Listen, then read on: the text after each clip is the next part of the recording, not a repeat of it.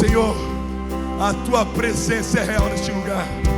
Senhor, como autoridade colocada por Ti, eu libero uma palavra profética sobre essa geração, sobre esses jovens, que nunca mais essa juventude vai viver no raso, vai viver, ó Pai, com as águas no tornozelo e muito menos no joelho. Senhor, as águas vão submergir, nós iremos ser levados pelo Teu Espírito, pela Tua vontade, pela Tua palavra. Oh, aleluia. Conduza-nos, ó Deus, conduza-nos, ó Deus. Sara a Tua igreja, desperta a Tua igreja e usa-nos, ó Deus, pelo poder que há no Teu nome, pelo poder que há na Tua palavra, no nome de Jesus. Amém, Senhor. Há muito tempo eu já tenho conhecido aquilo que Deus tem feito aqui. Eu sei que é um novo tempo, uma nova temporada. O pastor Fábio Mica tem sido um homem que Deus está levantando para a nossa geração. Eu conheço também já o Hildo e os outros líderes, os irmãos Madruga, que são meus amigos já de um bom tempo. E eu não sei se vocês sabem quão abençoados vocês são de terem a liderança que vocês têm. Sabe, eles não me pagaram para eu falar isso, de verdade. Mas a verdade é que eu viajo o Brasil inteiro, até fora do Brasil, ministrando para jovens. E é raro que a gente vê qualidade em liderança de jovens. E eu queria, sabe, que vocês entendessem o dom que vocês têm aqui na Nazareno. Eu queria que você desse mais uma salva de palmas para os teus líderes, pastor Fábio Mica, Hildo, os Madrugas, o Ponce e todos os outros aí. Glória a Deus pela vida de vocês. Glória a Deus. Que nem eu disse, meu nome é Teo Hayashi. Eu, como vocês sabem, nome Hayashi não é muito ocidental, é japonês. Quem percebeu isso? Tá, que bom. Você pode pensar, cara, você é mais um filho de imigrantes japoneses. Sim, sou. Na verdade, eu sou neto de um missionário que veio do Japão para o Brasil. Às vezes eu gosto de contar a história da conversão do meu avô muito mais do que eu gosto de contar a minha conversão. Eu acho que a história da conversão do meu avô é mais interessante que a minha. Pelo menos daria um bom filme, ou um melhor filme do que o meu. Sabe, o meu avô nasceu para um lar que era uma família elitizada de Tóquio, onde havia muita tradição. A minha bisavó foi a primeira mulher a se formar em universidade no Japão. Ela tinha que se vestir como homem para ir para a faculdade num país, isso está falando de 1910, e ela era católica. Para você entender que ela era bem fora da curva, a primeira mulher para se formar em uma universidade no Japão e católica. Ela tinha que se vestir de homem e ela ia para as missas escondidas, e ela era casada com um budista, e toda a sua família era budista. Meu avô foi criado budista, seus irmãos todos eram budistas.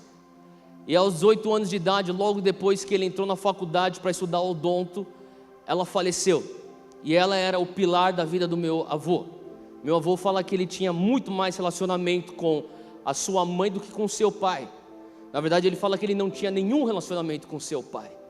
A cultura nipônica é uma cultura um pouco mais fria, não tão calorosa como nós latinos, e existia uma certa distância entre o pai dele e ele. E apesar do pai dele ter dado tudo aquilo que ele precisava para viver e ser um homem formado e um bom cidadão, havia essa distância que ele não encontrava no seu relacionamento com sua mãe. E aí aos 18 anos ela falece.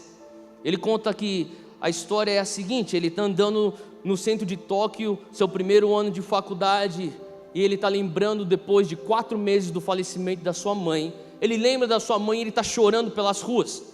Ele está andando sozinho, ele vai chorando, e ele lembra que a sua mãe, ela tinha uma fé de uma religião que não era a religião japonesa, era uma fé chamada católica. E ele, pensando nisso, chorando, falando, eu sinto tanta saudade dela. De repente ele olha para cima e ele vê o rosto da sua mãe flutuando em cima de algo que ele denominava, isso aqui é um fantasma. Hoje nós entendemos que era um anjo, mas ele, com olhos abertos, assim como você está me vendo e eu estou te vendo, ele viu um anjo com o rosto da sua mãe. E ele começou a berrar pelas ruas, Okasan, que é mãe em japonês. Mãe, mãe, mãe. E essa imagem, ou esse anjo, visto aos olhos, com seus olhos físicos, começou a andar pelo centro de toque. Ele corria atrás, ele virava uma curva, ele corria mais e virava outra esquina, e ele corria mais. Ele falou que essa perseguição por esse anjo durou mais ou menos 10 minutos. E de repente, quando ele estava quase chegando perto para conseguir tentar, para ver se ele conseguia tocar esse anjo vira à esquerda, e quando ele vira à esquerda, ele se depara numa praça pública. Eu vou seguir, nessa praça pública havia mais ou menos 300, 200 pessoas, todas de pé, ao redor de um homem branco, com um intérprete japonês. E esse homem falava de uma história de um judeu que viveu 2000 anos atrás, chamado Jesus, e que morreu na cruz por mim e por você. Pela primeira vez na vida dele, aos 18 anos, ele escutou o nome Jesus, Jesus de Nazaré. Ele escutou falar do homem de Nazaré. E sabe, naquele dia ele escuta a história do Evangelho, e no final esse missionário britânico, um dos discípulos de um missionário muito conhecido, Buxton, lá da Inglaterra, ele pergunta: quem aqui hoje quer entregar a sua vida para Jesus? E ele fala assim: você não vai só entregar a sua vida para Jesus. Se você disser sim a esse meu convite, você vai morrer para você mesmo. Você está dizendo sim a andar nos ensinamentos de Cristo. Você está dizendo sim para crer que Ele é o único caminho para a verdade e a vida. Ele é o único. E você vai ter que carregar a tua cruz também, assim como Ele carregou. Sabe, eu lembrei imediatamente de um texto que está escrito lá em Colossenses 2, versículo 6. Diz assim: como pois recebestes o Senhor Jesus Cristo, assim também, fala comigo, assim também andai nele. Sabe, Paulo está falando para a igreja, os colossenses, falando assim: vocês receberam Jesus Cristo, assim também andai nele. Sabe, eu creio que nos dias de hoje o Evangelho, eu estava conversando com um irmão que congrega aqui, que nasceu aqui, o Silas, ex-jogador do melhor time do mundo, São Paulo Futebol Clube. Glória a Deus pelo São Paulo. É o único time verdadeiramente apostólico. E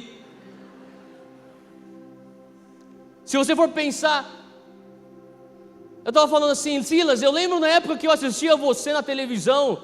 Eu era moleque, eu era novo pra caramba, porque eu sou muito jovem.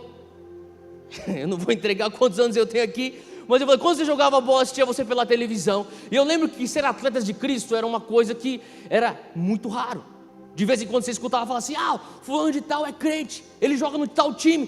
Que? Não sabia que ele é crente também? Era uma coisa tão rara. Hoje em dia parece que é uma coisa tão comum. Você tem atores que são crentes, você tem diretores de filmes que são crentes, você tem empresários que são crentes, você tem políticos que são crentes, você tem atletas dos mais diversas modalidades crentes. Todo mundo é evangélico. Na verdade está na moda ser evangélico, não é verdade? Você conhece evangélicos que são: eu sou evangélico, mas eu também vou para o centro espírita. Você tem evangélicos que até posam para revistas. Você tem evangélicos que fazem músicas, que cantam acerca de promiscuidade. Você tem evangélicos que talvez eles fazem filmes que não estão expressando valores cristãos. Ser evangélico se tornou algo muito corriqueiro, algo muito comum. Sabe, eu vejo uma geração, e enquanto eu tenho viajado por outros lugares, cada vez mais eu vejo que isso é verdade. Uma geração que está disposto a receber Jesus. Quem não quer receber Jesus? Se você perguntasse pelos teus amigos na faculdade, eu falaria para você que de 10 amigos você perguntar: você quer receber Jesus na tua vida? Eu diria que 9 falariam: sim, eu quero receber Jesus na vida. Agora Paulo é um cara muito esperto. Paulo é um cara que estava sendo muito inspirado pelo Espírito Santo, quando ele escreve e diz assim: assim também andai nele. Uma coisa é você receber Jesus, sabe? A realidade é que quando existe apelo e você pergunta: quem quer vir aqui para o altar e entregar a vida para Jesus? Uma pessoa, 2 pessoas, 10 pessoas, 20 pessoas, 100 pessoas, 200 pessoas, glória a Deus, é uma vitória. Mas a realidade é que quantas vezes nós enxergamos a largada como se fosse a chegada? A realidade é que quando você vem aqui e você entrega a tua vida para Jesus, você está só começando. Esse não é o fim, esse é o começo. O mais difícil, sabe o que é? Andar nele. E naquele dia, naquela praça pública em Tóquio, aquele missionário estava fazendo isso com meu avô. Ei, você quer receber Jesus? E você quer carregar a tua cruz com Ele? Você está disposto a receber Jesus e abrir mão dos seus sonhos? Você está disposto a receber Jesus e descobrir qual que é o teu propósito de vida? Paulo sabia, uma coisa é receber Jesus, a outra coisa é andar nele. E por isso que lá em Colossenses 2 ele diz: assim também andai nele. De que forma? Enraizados, edificados e confirmados na fé, assim como fostes ensinados, crescendo em ação de graças. Sabe, naquela tarde o meu avô ele estava abrindo mão de uma religião e dizendo sim para um relacionamento. Religiosidade, eu fui dar uma pesquisada e basicamente existem tantas definições, mas basicamente, se eu puder resumir todas as definições, a religião é nada mais do que um sistema criado por homens para se achegar a Deus ou se assemelhar a Ele. Fala comigo, um sistema. Fala comigo, criado por homens. Aí já começamos errado. Religiosidade, o que a Bíblia diz acerca da religiosidade? Acho que às vezes é mais fácil não só perguntar o que a Bíblia diz acerca da religiosidade, mas o que a Bíblia diz acerca do oposto da religiosidade. Qual que é o oposto da religiosidade? Fala comigo, relacionamento. Sabe, meu avô ele estava dizendo não para um sistema criado por homens, e naquele dia ele estava dizendo sim para um relacionamento. Só que eu não sei se você tem percebido isso, mas cada vez mais eu tenho visto pessoas dizendo sim para uma religião dos evangélicos. Eu tenho me perguntado, quando é que nós vamos entender que aquilo que nós levantamos a bandeira, Jesus, não é nada a ver com uma religião, não tem a ver com religiosidade, tem a ver com relacionamento. Você não consegue se relacionar com um prédio, não é verdade? Você não consegue se relacionar com uma mesquita. Você não consegue se relacionar com templos. Sabe, eu estava, há 2 anos atrás, eu tive a oportunidade de viajar para a Tailândia, Bangkok, pela primeira vez na minha vida. E esses eram os lugares que a minha esposa sempre teve o sonho de visitar. E eu tive o privilégio de poder levar ela junto comigo. Eu fui com um grupo de pastores, nós fomos lá para ministrar lá. E quando nós estávamos lá, os nossos anfitriões, eles nos levaram para um dia de passeio. E minha irmã estava comigo. Quantos de vocês conhecem a Zoe, a minha irmã? Zoe Lili, tá? A Zoe, você tem que entender um negócio. Se você conhece ela pessoalmente, ela é uma pessoa um pouco fora da curva. Ela é bem artística. E ela é talvez a pessoa menos religiosa que eu conheço. E a gente tinha um dia de folga, eu perguntei para ela, Zoe, o que você quer fazer hoje? Eu e a Júlia, a gente está querendo dar um rolê em algum lugar, vamos achar um shopping legal para te fazer compra, porque aqui é barato pra caramba, para comprar roupa, e roupa aqui é da hora e tal. E ela falou assim, eu não quero comprar roupa. Eu falei, o que você quer fazer? Eu quero visitar um templo budista. Eu falei, Zoe, mas existem demônios no templo budista, Zoe. Eu falei assim, eu não quero, eu quero ir lá ver. Por quê? Porque é bonito. Eu gosto da arquitetura de um templo budista. Eu falei, bom, você sente paz no teu espírito para fazer isso? Ela falou assim, para com isso, a gente é coberto pelo sangue, vamos lá, vamos apreciar a arquitetura. Eu falei, tá bom, então eu fui com a minha irmã para ver templos budistas.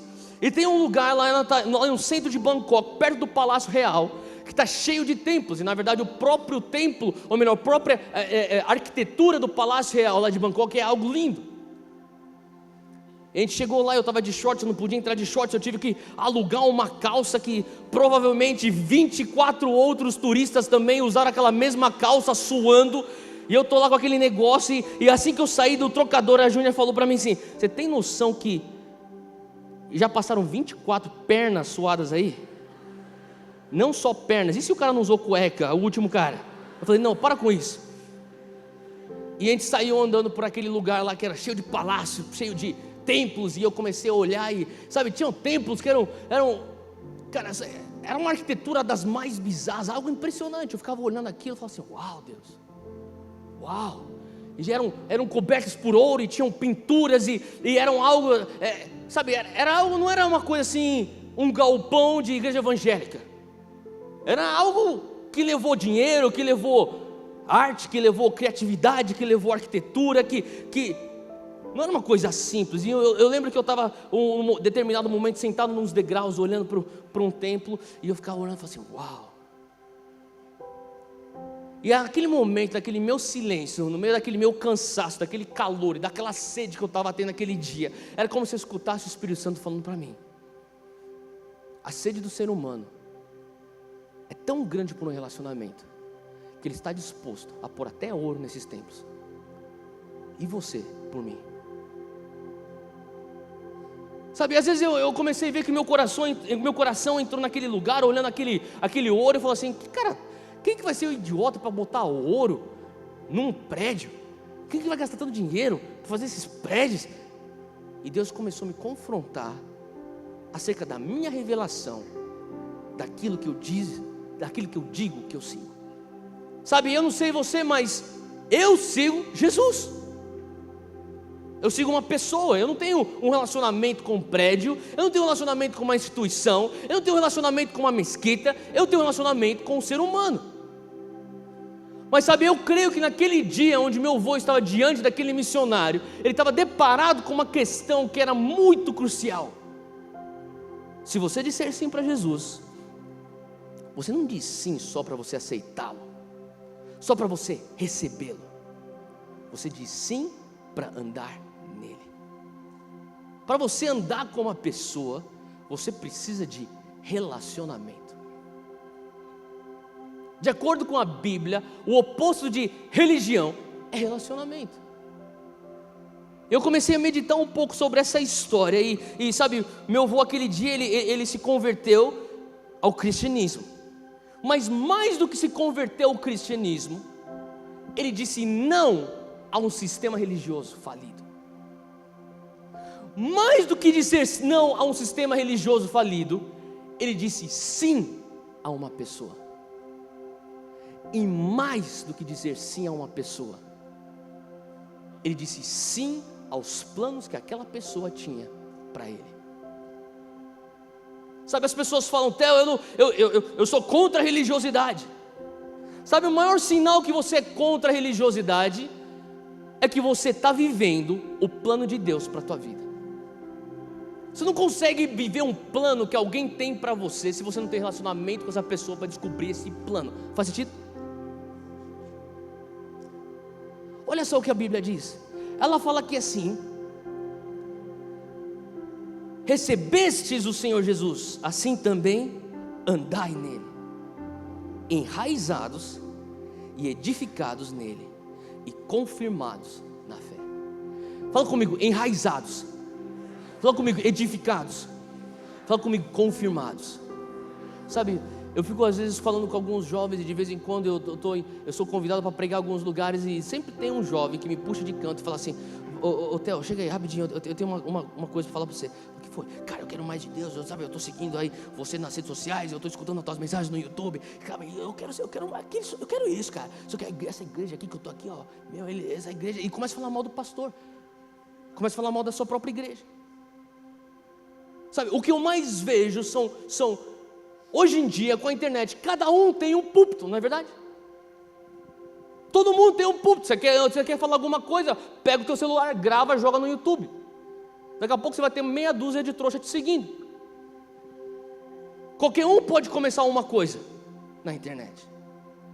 Eu comecei a imaginar, sabe, tantas coisas que nós como geração estamos revoltados, decepcionados. Eu fico pensando, será que nós estamos seguindo a mesma pessoa?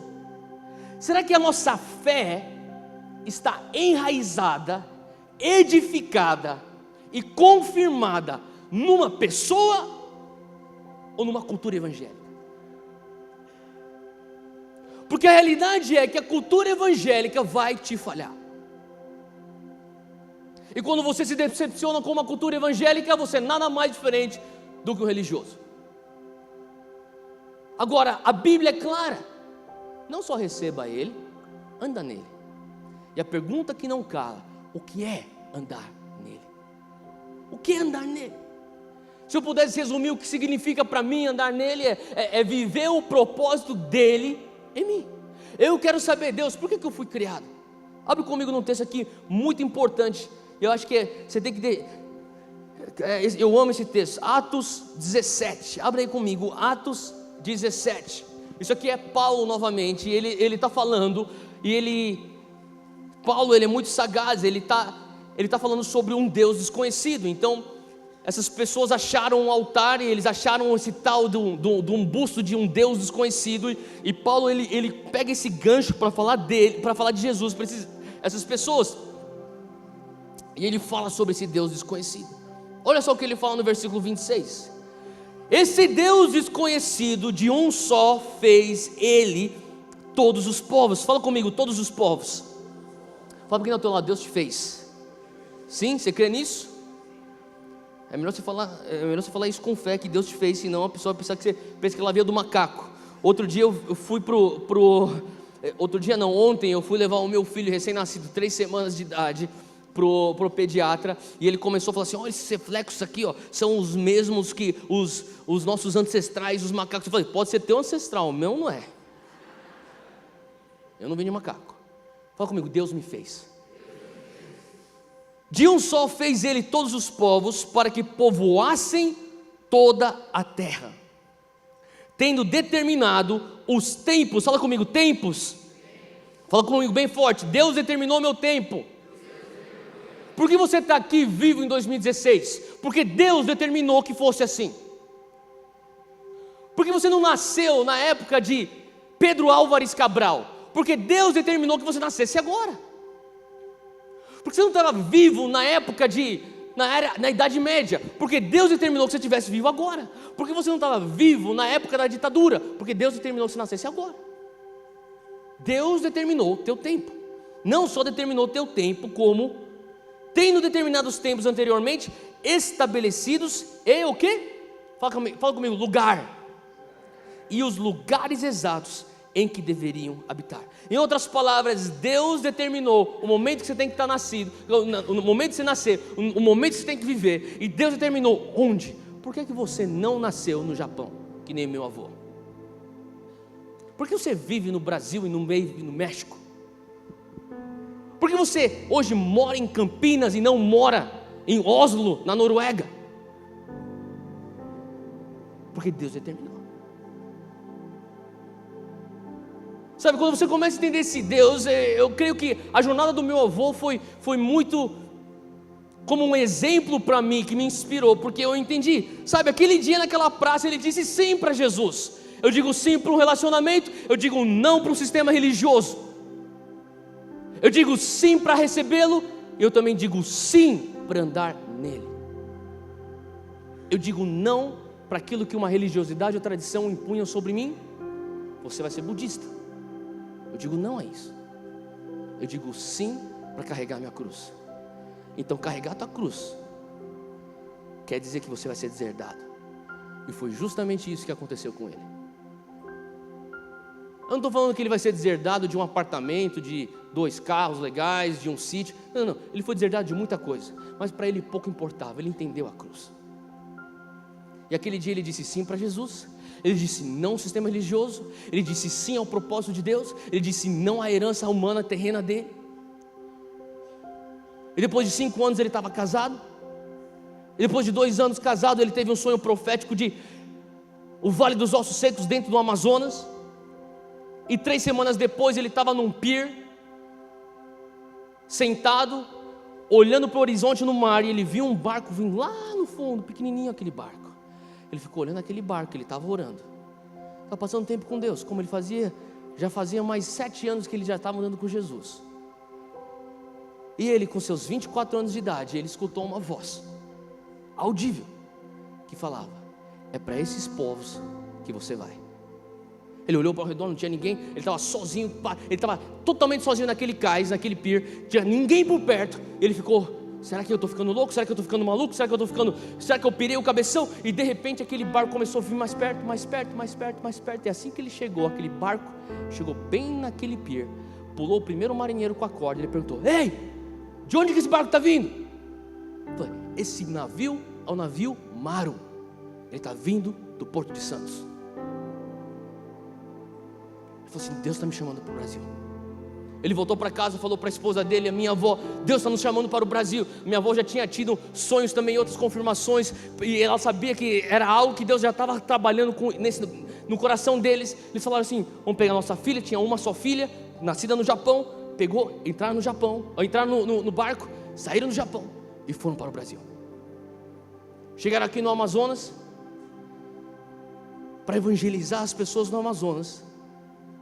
Ele contraiu malária, ele estava quase morrendo. Aí alguns missionários falaram para ele: ó, a única maneira de você ser tratado é você ir para São Paulo. Não, eu quero ser tratado de volta no Japão. Se a gente puser você de volta nesse barco, nesse navio, para voltar para o Japão, antes de você chegar no Japão, você já morreu no navio, vai para São Paulo. Ele veio para São Paulo, chegou na Liberdade, lá no bairro da Liberdade, lá ele foi tratado, recebeu então o tratamento. Quando ele saiu, foi curado.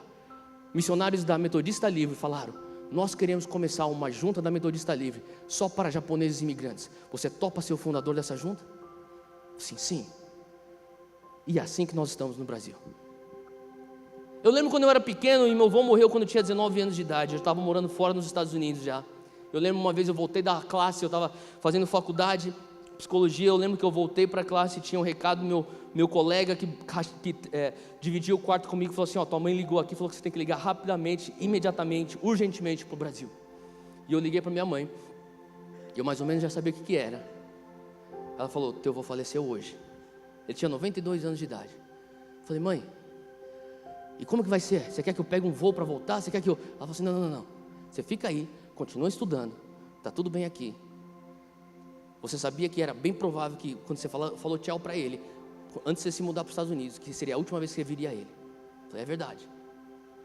E ela falou assim: sabe a coisa mais interessante que ele falou? O que ele falou? Eu quero ser enterrado no Brasil. Eu não quero nada disso de levar minhas cinzas para o Japão. Brasil é o lugar que Deus me pôs. É aqui que eu quero ficar até a segunda vinda de Cristo.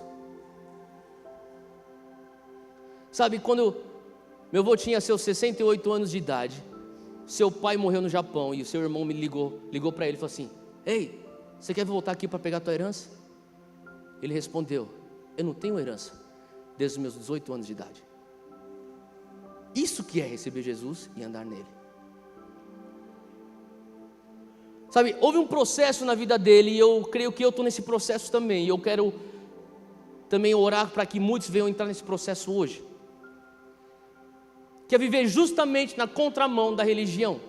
E viver na contramão da religião é você não só receber Jesus, mas andar nele, e não só andar nele, mas viver os propósitos de Deus na tua vida. Abre comigo em 2 Timóteo, capítulo 1. 2 Timóteo, capítulo 1, versículo 8. Diz assim: portanto, isso aqui é Paulo novamente, falando para o seu filho Timóteo, filho na fé. Ele fala assim: Timóteo, não te envergonhes do testemunho do nosso Senhor. Não te envergonhes de mim, que sou prisioneiro de Jesus. Antes, Timóteo, participe das aflições do Evangelho, segundo o poder de Deus. Versículo 9, preste atenção. Segundo o poder de Deus, que nos salvou. Para por aí, fala comigo: o poder de Deus me salvou. Você concorda com isso? Quem pode dizer amém para isso? Olha só o que ele fala: segundo o poder de Deus que nos salvou e nos chamou com uma santa vocação. Para quê? Sabia que você pode ser salvo e só salvo?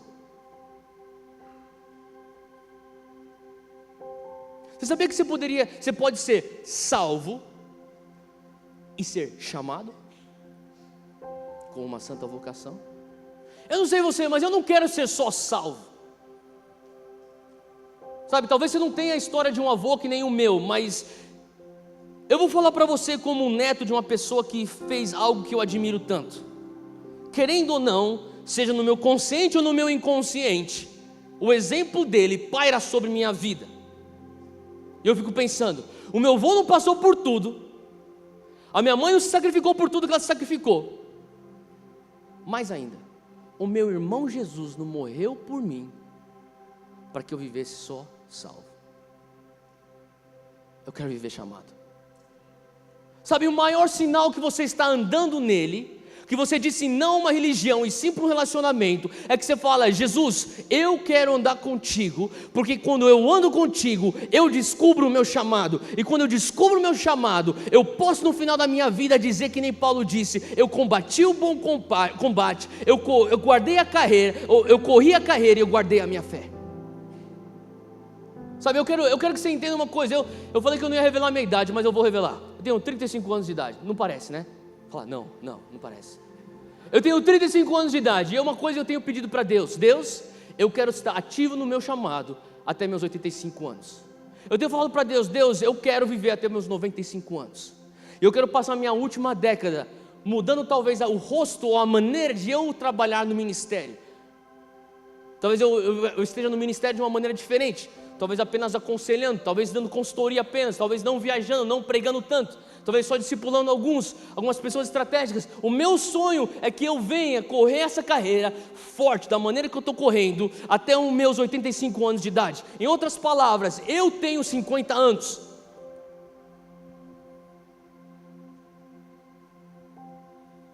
Eu tenho 50 anos, eu tenho 12 meses, cada um desses 50 anos. Um mês já foi. Você pode pensar que não, você pode pensar que eu sou maluco, mas eu estou te falando a verdade perante Deus. Eu penso em morte todos os dias. Sabe, talvez o que está faltando na nossa cultura pós-moderna, evangélica, brasileira, é ter jovens, de vez em quando, visitando cemitérios. Eu quero te encorajar, pega um dia de folga e vai para um cemitério. Acha um lugar legal lá para você sentar, debaixo de uma sombra, debaixo de uma árvore. Senta.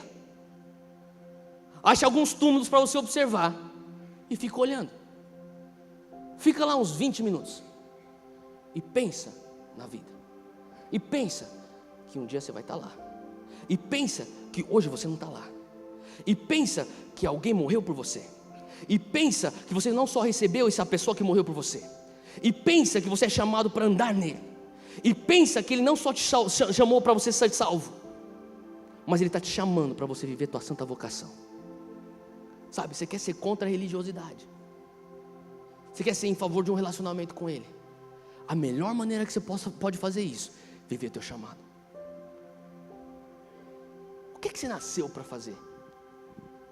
Por que você está aqui em 2016, em Campinas? Por que você não está em Brasília? Porque você não é esse garoto de 21 anos de idade na década de 60, lá no Rio de Janeiro. Não, você está com 21 anos de idade, em 2016, em Campinas. Por quê? Porque Ele determinou isso. Ele determinou isso de alegre? Não, Ele tem um plano. É tua responsabilidade descobrir o plano. Qual que é o teu propósito de vida? Seja intencional. Tem certas coisas, sabe, eu fico pensando: Deus, eu não sei se você já passou por isso, mas eu não sei se você já passou por um momento onde você foi tão abençoado, você recebe uma bênção tão grande, e você começa a pensar: Deus, eu não fiz nada para merecer isso. Sabe, trouxe temor de Deus uma vez. Eu vou compartilhar um pouquinho das histórias do começo do Dunamis. Era mais ou menos o segundo ano ou terceiro ano do Dunamis, e a gente estava fazendo o que a gente chamava de cultos Dunamis. Se você segue o Dunamis há um bom tempo, talvez você vai lembrar, nós fazíamos cultos mensais, última sexta-feira do mês, culto Dunamis.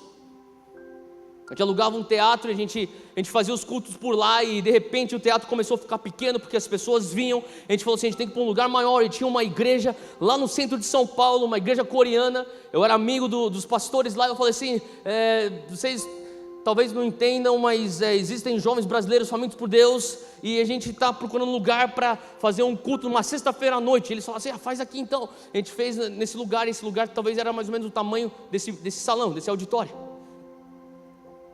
E naquele auditório eles não tinham um mezanino, então você imagina só esse primeiro andar. E uma vez eu recebi um telefonema, o Rodolfo Abrantes, ele me ligou e falou assim: Theo, a gente acabou de gravar um disco novo e eu quero lançar esse disco num culto Dunamis. Eu falei: demorou, vamos fazer isso. Ele falou assim, cara, então quando que a gente vai fazer? Próximo culto do Dunamis. Então tá bom. Eu pensei, beleza, vai ser mais um culto do Dunamis. Eu não tinha noção de quantas pessoas viriam, porque era o Rodolfo lançando o seu disco. E aquele dia mais ou menos 3.500 pessoas apareceram nesse lugar. Era um lugar mais ou menos assim, onde tinha pessoas sentadas para todo quanto é canto. Você não tinha nem lugar, você não conseguia nem ver um chão, um quadradinho de chão, você não conseguia ver. Era nego sentado para todo quanto é canto, nego em cima de gente. Chegou um momento que eu falei para todo mundo, senta, todo mundo de pé, eu falei, senta. Tinha gente que não conseguia sentar porque não tinha lugar para botar a bunda no chão. Sem zoeira, o nego ficava assim, tipo, mal aí, Theo, não tem nem como sentar. Tem umas costas, uma pessoa aqui, costa aqui, não tem como eu sentar. Não, fica de pé então. Tinha uma meia dúzia de nego de pé que não conseguia nem sentar no chão. E logo antes de eu pegar o microfone para pregar, o Rodolfo já tinha tocado. O Espírito Santo falou comigo, você já parou para pensar, por que tem tanta gente aqui hoje? Eu falei, porque é o Rodolfo. O Espírito Santo falou assim, não é isso. Você já parou para pensar que talvez você está pegando uma onda que outros deixaram passar? E que isso não tem nada a ver com você? Faz sentido o que eu estou falando? Veio um temor de Deus na minha vida. Sabe, toda vez que eu sou abençoado, eu fico com temor. Eu fico com temor de Deus porque eu fico pensando, Deus, quem sabe hoje eu estou vivendo isso, essa oportunidade, porque outras pessoas deixaram de passar essas oportunidades. Elas estavam tão contentes em ser salvas apenas, em ter uma religião, numa cultura evangélica, e não ter um relacionamento com a pessoa e andar com ela, que hoje elas não estão vivendo os seus propósitos, e alguém vai ter que viver esse propósito, e eu estou aqui. Não é porque eu sou talentoso, não é porque eu sou um cara muito conhecedor, ou um cara experiente, porque eu não sou nada disso, mas eu estou aqui. Sabe, existe poder em simplesmente estar à disposição. Fala comigo, existe poder em estar à disposição. Hoje eu quero te convidar, esteja à disposição para descobrir o teu chamado nessa terra. Qual que é o teu propósito? Eu tenho o texto aqui para ler, Lucas 4:38. Só escuta. Jesus saiu da sinagoga e foi à casa de Simão Pedro. A sogra de Pedro estava com febre. Pediram para que Jesus fizesse algo por ela. Estando ele em pé junto dela, ele inclinou-se, repreendeu a febre, que a deixou. Ela se levantou imediatamente e passou a servi-los. Para aí. Jesus vai para a casa da sogra de Pedro. A sogra de Pedro está com febre. Ele impõe as mãos, ele repreende a febre. Ela é sarada, ela se levanta e ela vai servi-los. Servir ele e seus discípulos. Nada demais, né? Isso aqui parece ser uma coisa corriqueira de algo que Jesus fazia todos os dias. E realmente. 40. Ao pôr do sol, então final do dia, o povo trouxe a Jesus todos os que tinham vários tipos de doença, e ele os curou, impondo as mãos sobre cada um deles. Então imagina isso, ele está na casa da sogra de Pedro, ele cura a sogra de Pedro, e eu não sei se Pedro estava muito feliz com isso. Alguns teólogos dizem que foi por isso que Pedro traiu Jesus, ou negou Jesus. Mas ela é curada, ela relevanta, ela serve, estou brincando, tá? Ela serve Jesus, serve seus discípulos, e de repente alguém chega aí. E os caras foram para a porta, o que foi? Jesus está aí, né? Por quê? Porque a gente viu a sogra de Pedro andando para lá e para cá, foi lá para o mercado comprar comida. Ele curou ela, não curou? Curou. Então, eu trouxe meu tio, que ele é cego. Você consegue ver se ele consegue orar por ele? Oi, Jesus, tem um cego aqui, você tem um tempinho para orar por ele? Tenho. Ele vai lá para a porta, assim, ó, veja, em nome de Jesus, pá, em meu nome, porque ele era Jesus. O cara vê, o cara é curado, o cara sai correndo pela rua, Jesus me curou. Esse cara, como assim? Você era um cego? Ele me curou, ele está lá na casa da sogra de Pedro, lá. Pô, Deus, cara, calma aí então, eu tenho um primo meu que ele é aleijado, ele chama o primo dele e sai correndo, ei primo, vai lá, eles batem na porta, de repente eles estão cheios de pessoas na porta da casa da sogra de Pedro, e Jesus impõe as mãos sobre todos eles, e Jesus cura todos eles. Fala comigo, uau, avivamento, cara. Ao pôr do sol, ele começa uma cruzada de milagres na porta da sogra de Pedro. Olha só o versículo 41. Além disso, muitas pessoas saíam de muitas pessoas saíam demônios gritando: tu és o Filho de Deus. Ele, porém, os repreendia e não permitia que falassem, porque sabiam que ele era o Cristo. Então, de repente, os enfermos estão sendo curados, os endemoniados vinham, Jesus impunha as mãos, e os caras eram libertos, e de repente começou um culto de avivamento que veio do pôr do sol e foi a madrugada dentro. Foi 1 hora Jesus impondo as mãos, nego sendo curado, gente sendo curada. 2 horas Jesus repreendendo demônios, nego era curado. Eu imagino que de repente Jesus parava, ele falava alguma coisa, ele explicava o que estava acontecendo, e daí traziam mais enfermos, e daí ele impunha as mãos, eles eram curados, e mais celebração, e daí as pessoas glorificavam mais a Deus, e daí traziam mais doentes, daí ele curava, daí vinha mais endemoniado, os caras eram libertos, e foi isso, 1 hora, 2 horas, 3 horas, 4 horas, do pôr do sol até a madrugada do dia seguinte. Olha só o versículo 42, ao romper do dia. Então imagina, pôr do sol mais ou menos 6 horas da tarde, até às 6 horas da manhã do dia seguinte, ao romper do dia, Jesus curando as pessoas, só ministrando. Isso sim é avivamento. Isso sim é avivamento. Ao romper do dia, Jesus foi para um lugar solitário. Então era como se Jesus estivesse orando, de repente ele começa a ver o sol nascer. Jesus interrompe um avivamento, fala: galera, dá um time, já volto. Ele vai embora para um lugar solitário. Para quê? Para orar. Será que você consegue interromper uma cultura evangélica que está bombando, para você ter tempo com teu Deus, para você andar com Ele? As multidões então falaram: cadê Jesus? Cadê Jesus? Daí os discípulos falaram: ele já volta, espera aí, segura aí, que ele já volta. Ele foi, dei um tempinho, calma aí, o homem está ministrando já faz 12 horas, dá um tempo, daqui a pouco ele volta. E o povo: cadê Jesus, meu? Eu quero que ele olhe aqui pelo meu amigo aqui, cara. Cadê Jesus? E os discípulos talvez estavam falando: calma, gente, daqui a pouco ele já volta. E daí de repente algum engraçadinho chega e fala assim: ele foi lá na montanha lá orar sozinho. Aonde? Pra lá. E de repente sai todo mundo correndo atrás de Jesus. E todo mundo vai lá interromper o devocional de Jesus. Olha só, fala que as multidões o procuravam. Versículo 42 fala que quando chegaram até onde ele estava, insistiram que não as deixasse. Então mais ou menos Jesus está lá no meio da montanha, talvez entre algumas rochas lá orando, e de repente aparecem os caras: Jesus! E pega o Jesus e fala assim: Jesus, você não vai embora, cara, você não tem noção, eu trouxe minha avó lá do outro lado, você vai ter que orar por ela antes de ir embora. E eles arrastam Jesus de volta. Olha só o que Jesus fala, 43, mas ele disse: é necessário que eu pregue as boas novas do reino em outras cidades, porque para esse propósito eu fui enviado. Eu queria que você imaginasse isso. Eu quero que você entendesse uma coisa. Se você esqueceu de tudo que eu falei hoje, lembre-se de uma coisa: você pode viver por oportunidades, você pode viver por necessidades, mas Jesus viveu por propósito. Jesus, tem uma necessidade aqui. O meu filho, ele é paraplégico, você tem que orar por ele. Jesus, você tem uma necessidade aqui. A minha filha é surda, você tem que orar por ela. Jesus, eu tenho uma necessidade aqui. Jesus, eu preciso de você, Jesus. Jesus, o meu filho é endemoniado, ele se joga no fogo, você tem que orar por ele. Ou talvez os discípulos falaram: Jesus, por que você está querendo ir para outra cidade? Você não está entendendo o que está acontecendo aqui. Você tem noção, Jesus? A gente está 12 horas seguidas, um avivamento surgindo aqui, é um atrás do outro. Nem Benihim fez isso, Jesus. Pelo amor de Deus, você tem que entender o que está acontecendo aqui. Vamos ficar aqui, cara. Agora é a hora. Vamos começar aqui um negócio que a gente fala com o prefeito da cidade, a gente aluga o estádio aqui, a gente pega a rádio da cidade aqui para fazer propaganda. Vamos começar aqui, 21 noites de avivamento. Agora é a oportunidade de a gente crescer. Jesus, agora é a hora, está todo mundo aqui atrás de você. Vamos começar um partido político. Agora que a gente vai catar e virar a mesa nos romanos. Vamos lá. Jesus, agora é a oportunidade. Vamos começar uma milícia aqui. Agora está cheio de cara aqui, todo mundo já foi tocado por você. Vamos começar uma milícia aqui.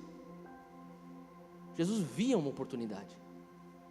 Ele falava assim: não, eu não sou guiado por isso. Jesus escutava as necessidades. Ele falava: eu também não sou guiado por isso. Ele termina no versículo 43 dizendo assim: eu preciso pregar as boas novas do reino de Deus em outras cidades, porque foi para esse propósito que eu fui enviado. Agora, como que ele sabia do propósito dele? Como que ele tinha tão claro o porquê ele foi enviado para essa terra? Quando você anda com ele, você entende por que você está aqui. Quando você não se contenta em ser só salvo, mas põe uma demanda em você: eu preciso viver chamado. Você entende o propósito pelo qual você foi enviado. Quando você fala assim: eu não me contento com uma religiosidade ou uma religião, a cultura evangélica, eu preciso não só recebê-lo, mas andar nele. Você vai descobrir o teu propósito. Sabe, quando você está enraizado nele, edificado nele, não seja enraizado na Nazarena. Não seja enraizado nos teus pastores, por mais ungidos e homens de Deus que eles são. Eu falo para a minha igreja: não seja enraizado na Monte Sião. Eu falo em eventos Dunamis: não sejam enraizados no Dunamis. O Dunamis é falho. Põe tua raiz em Jesus. Não seja enraizado numa cultura evangélica. Não seja enraizado num artista gospel. Pelo amor de Deus, não faça isso. Não seja enraizado no teu preferido pregador de YouTube. Não seja enraizado naquela pessoa que você segue no Instagram, que é baita do homem de Deus e baita mulher de Deus. Não seja enraizado na cultura evangélica. Essa cultura é falha. Põe tua raiz em Jesus. Descubra dele. Por que o Senhor determinou o meu tempo para estar aqui em 2016? Por que o Senhor determinou Campinas, Estado de São Paulo, Brasil, América do Sul? Por que eu não estou em Seul, na Coreia? Por que o Senhor determinou para que eu estivesse estudando na faculdade que eu estou estudando e estar trabalhando na empresa que eu estou trabalhando? Por que você me determinou para estar na família que eu estou? Tudo tem um propósito. É a tua responsabilidade perguntar por quê? Por quê? Por quê? Hoje a minha ambição hoje aqui não é que você saia daqui com mais respostas. Talvez a melhor coisa que possa acontecer hoje é que você saia daqui com mais perguntas. Talvez não você saia aqui tão feliz. Eu quero que você seja feliz, mas sabe que de vez em quando, que nem eu falei, você tem que ir para o cemitério. Você tem que sentar, você tem que olhar. Você tem que ver 1960 traço 2015. E você tem que perguntar: o que significa esse traço? Você tem que perguntar: o que eu vou fazer no meu traço? Se você for embora, quem vai sentir falta de você? Cara, viva de uma maneira assim. Por mais mundano que esse rapper era, Tupac Shakur falou uma coisa que é verdade. Não se escandalize. Até você achar uma causa para você morrer, você nunca viveu. Pelo que você está disposto a morrer? Pelo amor de Deus, me fala que você não está aqui, nessa igreja, num sábado à noite, porque você crê num homem judeu, há 2000 anos atrás, que morreu na cruz, só para você ser um bom aluno, passar no vestibular, fazer uma boa faculdade, pegar um estágio legal, fazer o programa de trainee, ser efetivado, casar com uma mina gata lá no grupo de jovens, fazer filhos e fazer trabalhar que nem um cachorro para pagar a escola particular do teu filho. Você é mais do que isso, pelo amor de Deus, você não é ou não é? Tua vida não se resume a você trabalhar para você tirar férias no final do ano. Não tem nada errado com você trabalhar, contanto que você sabe qual que é o teu propósito. Por que você está aqui? Se você vive por necessidade, qualquer necessidade vai te levar para lá e para cá. Tem pessoas que têm uma síndrome de Messias, elas são movidas por necessidades. O fulano de tal precisa de uma ajuda. Eu estou lá. Por quê? É a única maneira que essa pessoa consegue ter algum significado na vida, é suprir alguma necessidade. Deixa eu falar uma coisa. tem um sentido na tua vida quando você cumpre o teu propósito que Deus já te deu. Descubra qual que é o teu propósito. Se você é movido por oportunidades, a qualquer porta que abre, você está saindo correndo. Abriu uma porta aqui, daí você abriu outra porta, você larga tudo que está aqui, outra porta maior ainda, abriu uma outra porta maior, aí larga tudo e... Não seja essa pessoa. Qual que é o teu propósito? Qual que é o teu propósito? O maior antítese contra a religiosidade é você viver intencionalmente, de propósito, andando nele, descobrindo a pessoa que já predeterminou os teus tempos e os teus lugares. 2002, eu morava na Inglaterra, na base de uma base missionária. Eu era missionário com o Jocum. Entre minhas viagens missionárias, às vezes eu tinha 2 ou 3 semanas de intervalo. E eu lembro que eu cheguei um dia para o refeitório, e daí chegou um cara que ele catou e botou um artigo, uma propaganda de jornal na minha frente. E a propaganda era: passagens para Roma, 11 libras inglesas. Falei, só isso, cara? Ele falou, vamos embora? Você está aí de bobeira, esperando a próxima viagem. Vamos embora, cara, que você não tem 11 libras? Falei, tenho. Então vamos embora, cara. Falei assim, cara, então entra no site, vamos ver se a gente consegue. E a gente chegou lá e não tinha para ir para Roma. Eu falei assim, vamos tentar para ir para a Irlanda. Eu nunca fui para a Irlanda, eu quero conhecer a Irlanda. A gente pode ficar lá 3 dias, sei lá. A gente fica em algum lugar. E se você é jucumeiro, contanto que você é jucumeiro, você pode dormir numa base de jocum em qualquer lugar do mundo. Eu falei assim, tem base de jocum lá? Tem. Então vamos embora, a gente vai lá e dorme lá no sofá, no chão, em algum lugar. Tinha 22 anos de idade, mochileiro. Eu e o meu amigo lá também, muito louco também. A gente fazia mochila, a gente pegava a mochila e ia lá para cima, lá para Butão, Nepal. Então fazer isso aí não era nada demais. A gente entrou e o único lugar que tinha com passagem barata era Paris. Falei, demorou, cara, vamos para Paris. Vamos lá, vamos turistar Paris. Final das contas, meu amigo deu para trás e eu fui sozinho. Fiquei 1 semana em Paris. Conheci uma pessoa que morava lá. Essa pessoa me emprestou um sofá. Eu dormi naquele sofá. E durante o dia eu ficava andando pelas ruas de Paris. Eu andava sozinho. E daí eu falei assim, Deus, vai ser eu e você essa semana. A gente vai fazer turismo. Vamos lá para os lugares. Vamos observar os lugares de Paris que o Senhor nunca viu e eu também não. Vamos conhecer um pouquinho da história de Paris. Que tal, Deus? E a gente estava lá turistando Paris. Eu lembro que eu parei num lugar sem querer e fui pegar sei lá, pegar uma coisa para comer, um donut, um bagel, sei lá o que era. E daí eu estava perguntando, falando assim para a pessoa, eu estou precisando, tem algum ponto turístico aqui perto? Eu estava falando inglês com a mulher, então a mulher já ficou brava comigo, porque francês não gosta de falar inglês com eles. Mas eu estava falando, eu estou procurando algum lugar aqui para passear, um ponto turístico aqui perto. Daí ela ficou assim me olhando, tipo... E apontou do lado da rua, Catedral de Notre Dame. Acho que lá é legal para visitar, lá é um ponto turístico, né? Tá bom. Então eu pensei, tudo que eu sei de Catedral de Notre Dame é o Corcunda de Notre Dame. Então agora eu vou me educar um pouco mais e vou descobrir outras coisas. Então Catedral de Notre Dame é uma catedral católica. Eu entrei naquela catedral. Eu sentei lá no fundo do banco, no banco lá do fundo. Sentei e falei, cara, que legal. Fiquei olhando a arquitetura. Fiquei olhando os vitrais. Ficava olhando como a luz vinha colorida. Ficava olhando quão velho era aquele negócio. Pensando, cara, tanto tempo já que esse negócio existe, ainda está de pé desse jeito. Eu estava lá viajando, de repente veio um pensamento. Por que você não vai se confessar para o padre?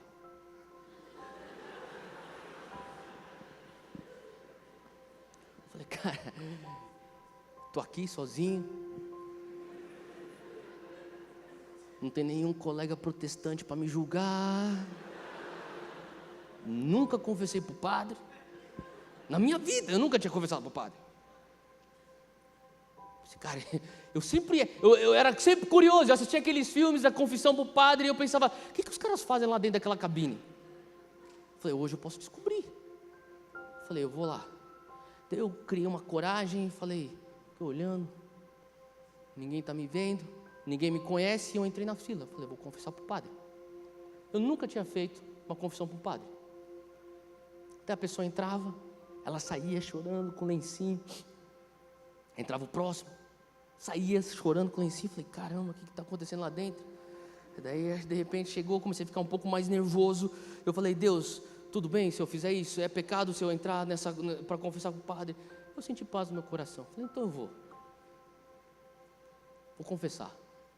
Comecei a pensar, deve ter algo, deixa eu pensar uns pecados aqui. Não, isso aí é muito cabuloso, vou assustar o padre, vamos pegar esse pecadinho mais branco aqui. Ah, tá. E eu entrei na confissão, e daí o padre começou a falar em francês comigo. Eu falei, I'm sorry, I speak English. Ok, começou a falar inglês comigo. Daí ele começou a falar. Então, padre, eu falei em inglês para ele, eu tenho que confessar uma coisa. Pois não. Eu falei, eu nunca confessei na minha vida. Ele falou assim, não tem problema. Me conta, antes de você confessar, ele falou, me conta um pouco de você. Eu falei assim, bom, eu moro na Inglaterra, mas na verdade eu sou brasileiro, e eu sou de São Paulo. Você é brasileiro? Eu fui padre no Rio de Janeiro. Vamos falar em português, faz tempo que eu não falo português. Falei, é legal, vamos falar português então. Vamos confessar em português. Então, padre. E daí ele começou a falar assim, o que você é? Eu falei assim, eu sou missionário. Ah, que legal, me conta mais, você é protestante? Eu falei, sou. Então me conta mais. Sou missionário com uma organização chamada Jocum, já ouviu falar? Ele, não, tá bom. Eu acabei de voltar da Índia, estou prestes a ir para uma outra campanha missionária e eu, por enquanto, a minha base missionária na Inglaterra, peguei essa semana para tinha dia de folga, vi uma promoção, comprei uma passagem, eu estou aqui. Ele falou assim, que legal. Ele começou a conversar comigo. Ele falou assim, eu amo a fé cristã protestante também. Eu falei assim, que bom. Ele falou assim, nós somos todos irmãos. Eu falei, sim, somos irmãos. Ele falou assim, sabe, vamos orar juntos. Eu quero escutar de Deus para você. Amém. Eu comecei, então, ele pegou a minha mão, eu peguei a mão dele, estava ajoelhado, tal, peguei a mão e ele começou a orar. Eu fiquei, sim, Deus. De repente o padre começou, estava orando em português. Eu pensei que ele voltou a orar em inglês, mas não era inglês. Daí eu pensei, estava orando em francês, mas isso aqui não era francês, ele estava orando em línguas.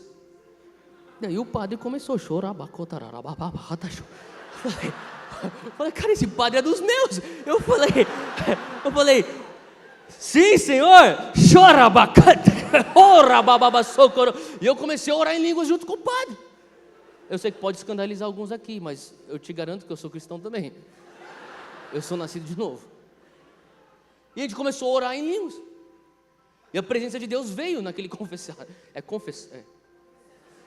Obrigado. Entrou e invadiu aquele lugar, cara. Cara, eu senti a presença de Deus naquele lugar como eu não senti em muitas igrejas evangélicas que eu não fui. Sabe, era uma presença assim que me tomou e eu comecei a chorar. Eu chorava, o padre chorava, a gente estava tendo um momento em comunhão debaixo do Espírito Santo. E naquele momento o padre começou a profetizar na minha vida. Eu sei, pode escandalizar alguns, mas escuta. O padre falou assim, filho, eis que te digo, tu és chamado para impactar uma geração. Você vai alcançar as universidades. Você vai de volta para a sua nação, mas o teu ministério vai para outras nações. E você vai começar a alcançar os campos universitários. E você vai alcançar as universidades de tal maneira que haverá uma nova geração de líderes sendo formados. Líderes que vão carregar sua cruz para dentro de todas as esferas da sociedade. Ele praticamente profetizou o Dunamis em existência em 2002. A gente foi começar o Dunamis em 2008. Ele começou a falar assim, vai ser através da música. Eu vejo ajuntamentos de jovens. Eu vejo o poder de Jesus invadindo as faculdades. Sabe, ele começou a falar certas coisas que para eu, de repente, eu comecei a me dar conta, eu estava chorando, que nem todas aquelas pessoas que choravam. Daí eu pensei, cara, era por isso que as pessoas choravam quando elas saíam daqui. Não é porque o padre era maldoso, mas é que ele estava falando com o porta-voz de Deus para a minha vida. E de repente eu comecei a entender, sabe, eu estou vivendo um momento único aqui. na Catedral de Notre Dame, um padre profetizando acerca do meu propósito. Foi para isso que você nasceu, Theo.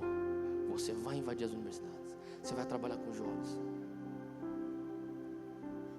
Sabe, naquele momento é como se eu tivesse uma injeção de novos sonhos. E eu realmente creio que é isso que o Espírito Santo faz. Ele injeta novos sonhos em nós.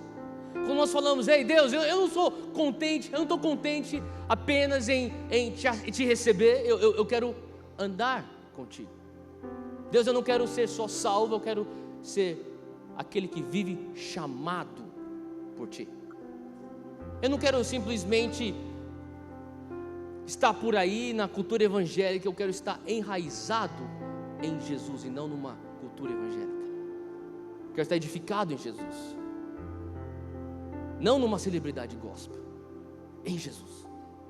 E Deus, eu não quero simplesmente viver aquilo que é uma tradição, eu quero que o Senhor venha aí, se necessário, arranque os sonhos que eu já tenho e ponha os teus sonhos em mim. Deus, eu quero que o Senhor me dê olhos para viver com uma intencionalidade que eu não tenho, ao ponto que eu viva com uma sobriedade que talvez 30 minutos no cemitério é capaz de me dar, mas que eu viva isso, não só 30 minutos, mas por 30 anos que estão por vir. Eu quero estar sóbrio, eu quero ser intencional, eu quero entender que esse momento que eu estou vivendo agora, você sentado aí onde você está, e eu de pé aqui com o microfone, foi predeterminado pelo Espírito Santo para você. Foi predeterminado pelo Espírito Santo para mim. E que na realidade o que eu estou fazendo hoje é só o cumprimento da profecia daquele padre em Notre Dame. Eu quero te instigar hoje a você cumprir as profecias de Deus na tua vida. Eu quero te instigar hoje a você viver os sonhos de Deus na tua vida. De você falar assim, Deus, eu faço sacrifício sabendo que nunca, nenhum sacrifício que eu fizer vai ser maior do que o galardão que eu vou receber. Nunca, nenhum sacrifício que você fizer vai ser maior do que o galardão que você receber. Sabe, é o teu senso de propósito que vai trazer significado para o teu processo que você está vivendo hoje. Talvez você está vivendo hoje um processo, talvez você está vivendo hoje um vale, talvez você está vivendo hoje uma tempestade na tua vida, e você fala assim, cara, eu não tenho noção porque eu estou fazendo isso. Deixa eu falar uma coisa, eu não estou te prometendo que você vai sair do vale hoje, não estou prometendo a você que você vai sair da tempestade hoje, e nem que as ondas vão se acalmar, mas o que eu posso te garantir é que se você tiver um senso de propósito, se você pedir a Deus, Ele vai te dar. Se você tiver o sonho de Deus na tua vida, o propósito dele traz significado ao teu sofrimento.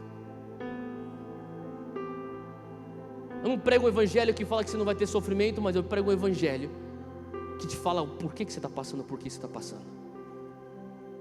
Hoje eu sinto de Deus que Ele quer trazer isso. Hoje eu sinto de Deus que Ele quer nos tirar de uma religiosidade e pôr para um relacionamento que anda junto com Ele. Feche os teus olhos onde você está.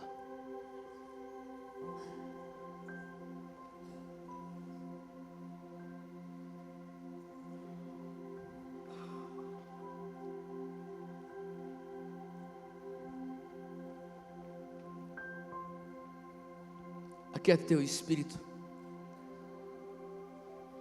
Espírito Santo de Deus, Tu és bem-vindo aqui. Espírito Santo de Deus, eu peço que o Senhor venha e venha pairar sobre esse lugar. Tenha liberdade no nosso meio hoje, Senhor. Ó Espírito Santo, o Senhor é aquele que nos dá poder, o Senhor é aquele que nos conforta, que nos consola, mas o Senhor também é aquele que nos convence. E hoje eu não peço só apenas a convicção do pecado, da justiça e do juízo, mas eu peço também hoje a convicção dos chamados. Eu peço que o Senhor venha estar avivando sonhos hoje. Eu peço que o Senhor venha estar confirmando chamados hoje. Eu peço, Espírito Santo, que o Senhor venha estar nesse momento apontando destinos. Vem, Espírito Santo, ao redor desse lugar todo, desde lá de trás até aqui na frente, à minha direita e à minha esquerda, eu peço, Espírito Santo, mova. Vem, Espírito Santo. flua aqui como um rio. Sopra, Pai. Sopra sobre aquela brasinha, até que ela se torne uma labareda. Pai, nós não queremos ser um povo que é pautado por medo. Nós não queremos ser um povo que é guiado por opiniões públicas. Nós não queremos ser um povo que é guiado por religiosidade ou tradições. Nós queremos ser um povo guiados por uma paixão. Hoje eu peço que o Senhor venha estar pondo no nosso coração uma paixão tão forte. Pai, nós sabemos que a paixão é que produz a melhor disciplina. Pai, eu peço agora que o Senhor nos faça um povo apaixonado. Apaixonado pela cruz, apaixonado pelo homem da cruz, apaixonado pelos sonhos que vieram como consequência da cruz, apaixonado pelos destinos que vieram por consequência da cruz. Eu peço que o Senhor nos dê, Pai, uma paixão nova por aquilo que o Senhor quer nos trazer nesse Brasil, na nossa geração. Pai, peço que o Senhor nos dê uma paixão pelo fato de estarmos vivendo o tempo predeterminado e o lugar determinado por Ti. Nos dê uma paixão por Campinas, nos dê uma paixão por São Paulo, nos dê uma paixão pelo Brasil, uma paixão pela nossa geração, Pai. Pai, eu peço agora que o Senhor venha estar instigando a criatividade novamente. Os artistas que foram abafados que estão aqui, eu peço agora que o Senhor venha estar pondo hoje nesse coração desses artistas que foram abafados um fogo, que venha fazer com que eles venham se levantar novamente e vão falar: eu não permito ser calado, eu vou abrir minha voz e eu vou falar aquilo que Deus tem posto no meu coração, eu vou expressar de maneira criativa aquilo que Ele tem posto dentro de mim. Eu chamo agora, Senhor Deus, aqueles empresários que foram talvez taxados como pessoas que fazem coisas que não são espirituais. Hoje, para você que é um empreendedor, para você que é uma mulher de negócio, eu falo que aquilo que você faz é tão espiritual quanto aquilo que eu faço por trás de um púlpito.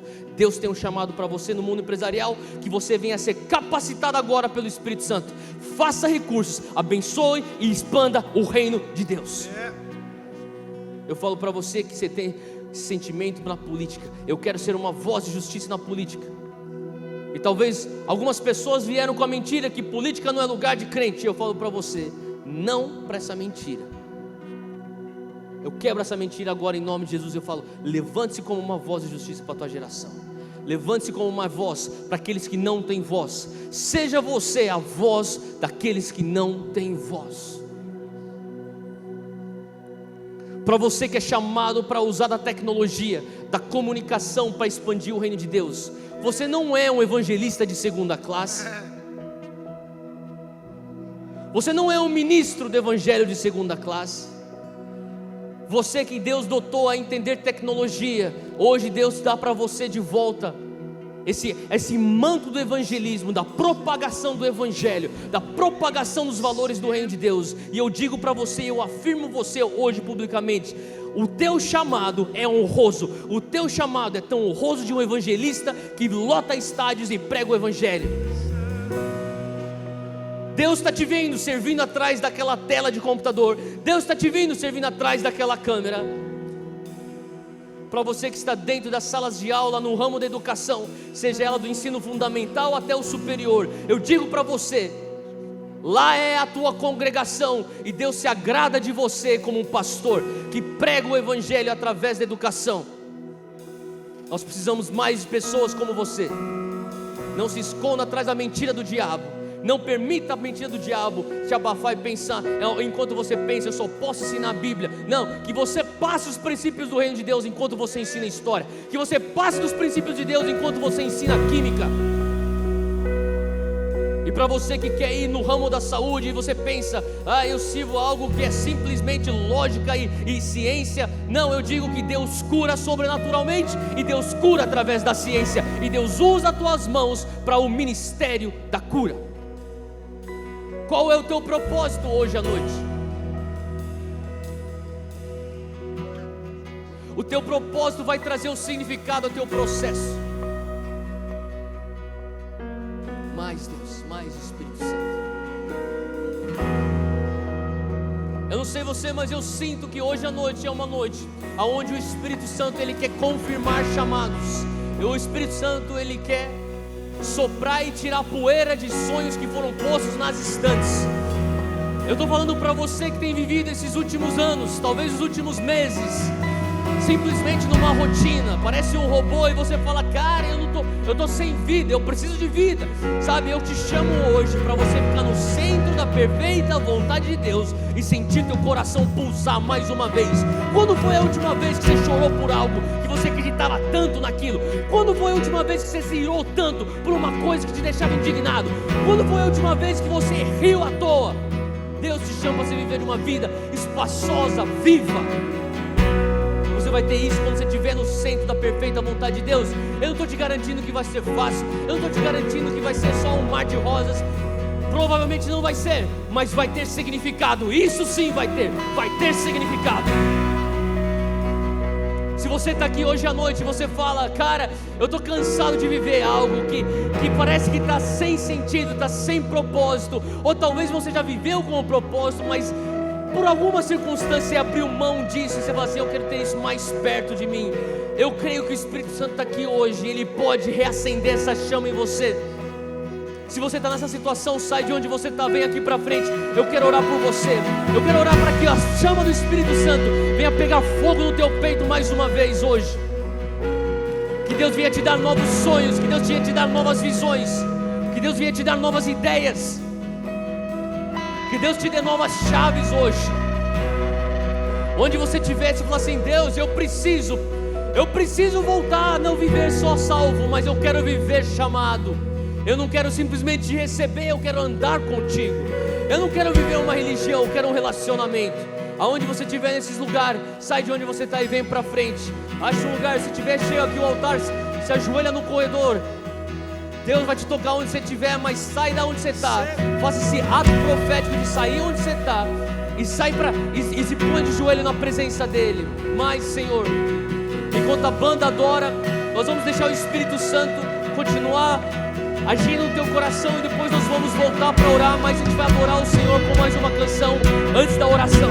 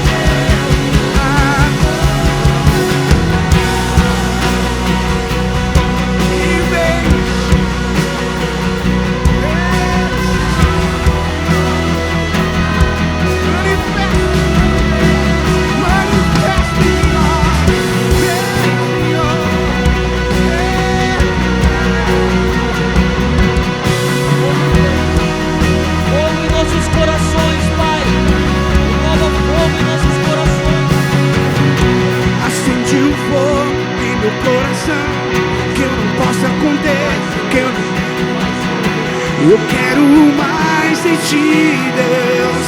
Eu quero mais de ti, Deus. Acende um fogo em meu coração que eu não possa conter, que eu não tenho controle. Acende. Eu quero mais de ti, Deus. Acende um fogo em meu coração que eu não posso conter, que eu não tenho controle. Eu quero mais de ti, Deus. Eu quero mais.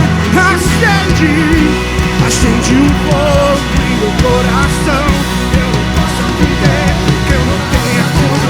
Eu quero mais.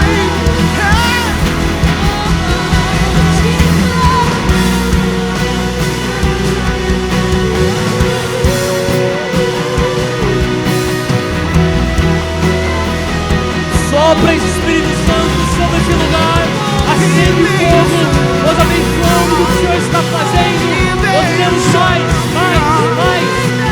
Aumente a intensidade do teu fogo hoje à noite. Marca corações. Renova destinos, confirma chamados, renova sonhos. Mais, Senhor, mais, Senhor.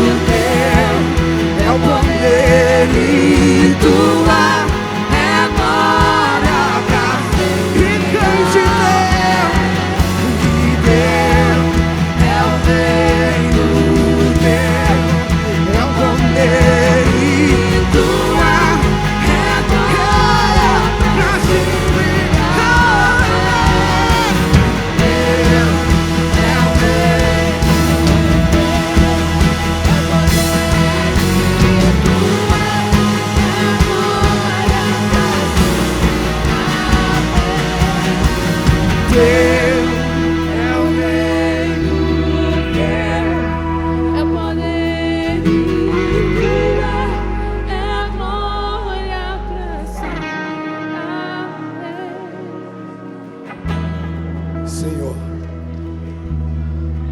teu é o reino, teu é o poder, tua é a glória.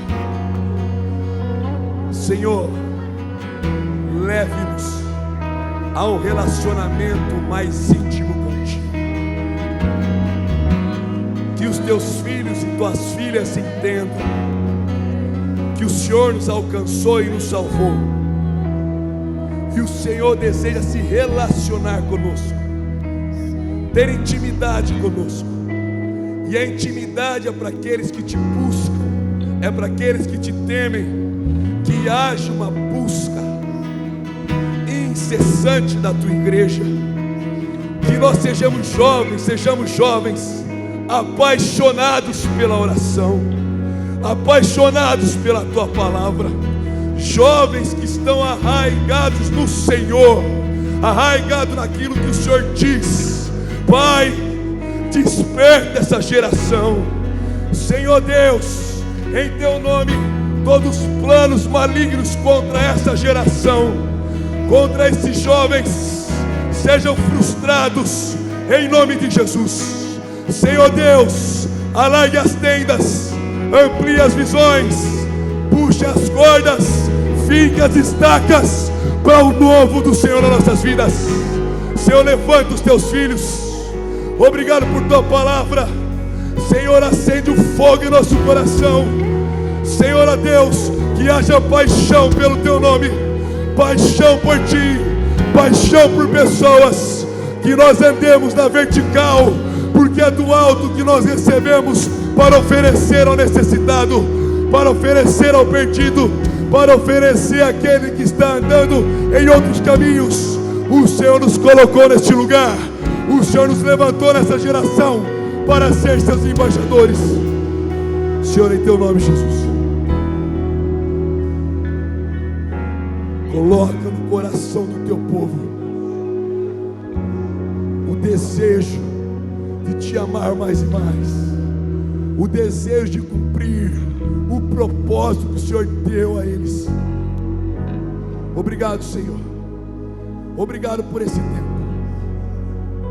A ti toda a honra, Senhor. A ti toda a glória, Senhor. A ti todo louvor, Senhor.